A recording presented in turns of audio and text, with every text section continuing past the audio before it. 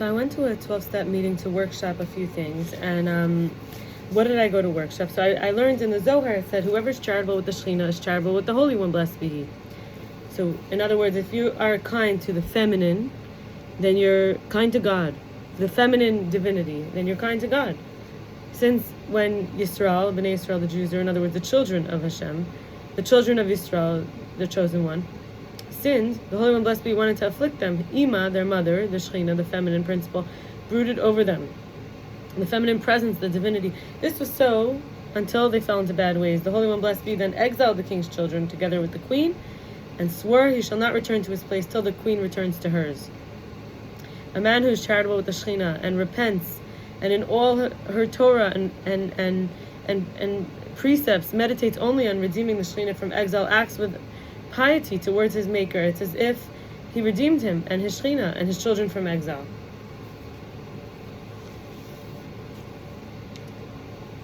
And then I learned from Dr. Shelley, Gable, and C.A. Langston.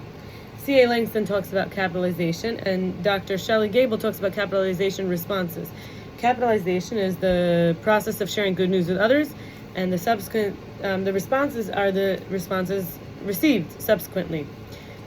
So active, constructive. This, and the reason that I'm sharing this also is because I feel like there's a, like the vulnerable in people, like we could say the feminine, the recipient, the one who's sharing the good news. It's almost like the child is coming and it's your job to be the giver. Like it looks like they're giving to you, but really you have to be the giver. So active, constructive. So this is when you get the news, they give you this good news, and you act enthusiastic, or you are enthusiastic, engaged, visibly happy for the other person. You ask follow-up questions to celebrate their success.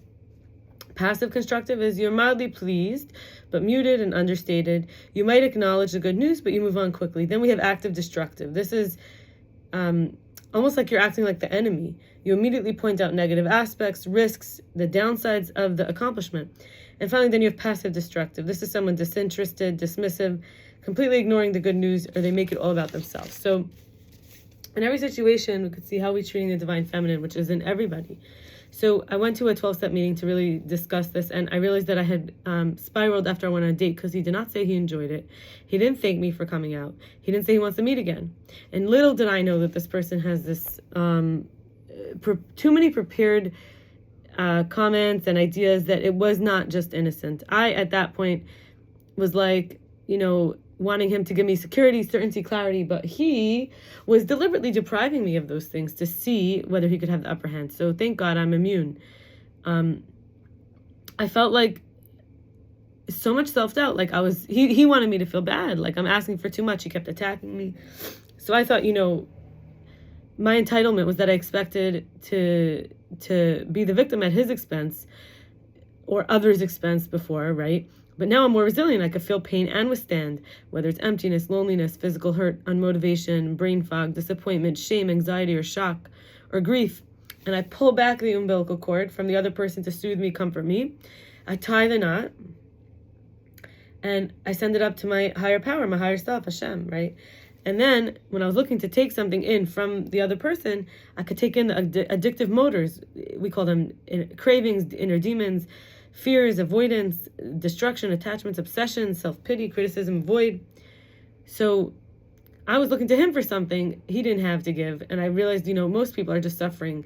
A lot of these people that I was involved with till I really heal more were addicts because they just wanted to feel better. He thought having power over me or me being dependent would make him feel better. Little did I know. They can't give me the emotional validation and understanding and acceptance that I desire, that makes me feel safe.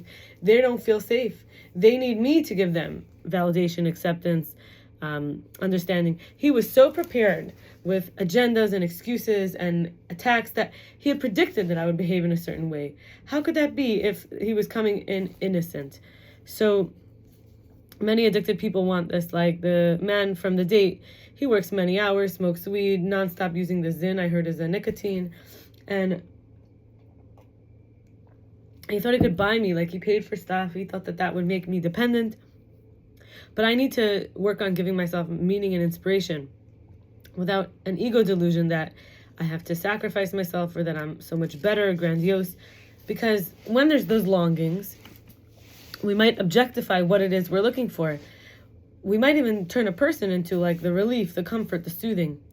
And in fact, there was somebody else in my life who was doing this to me. Like what I was looking, and I wasn't depriving him. I was trying to give him what he wanted. But I just couldn't. I kept saying, I need space, And both sides, like the umbilical cord, right? So thinking about being like, I used to be like a night owl for a long time. It was like the feeling of like winding down, that I've done enough to rest. And they do say it takes like a year when joining a new program.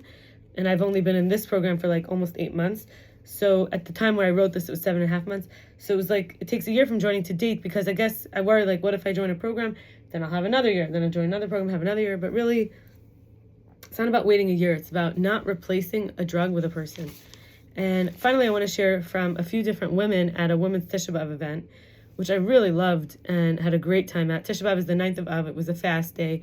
It was a day commemorating destruction, and people didn't love each other, and that's what caused the destruction. Divided we stand, together we stand, divided we fall, basically.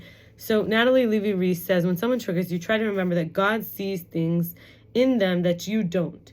And there are other pages than what you have access to know from their story. Rebbetzin Chana Bracha Siegelbaum says, rebirth comes from the fallen spark being found and claimed. For example, you are what you hate, what you judge, what you reject. If we get past our ego, we can actually get there. Malka Chaya Zissel says, man's story is like etched in earth and sand and clay. Woman's story is like etched in bone, because the man was made from earth and the woman was made from his bone. So that's why women tend to hold on to grudges and resentments more, taking it to heart and mulling over it, etc. Miriam Racquel Feldman says, is my energy peaceful, safe, somatically non-threatening through my body language, through my nervous system?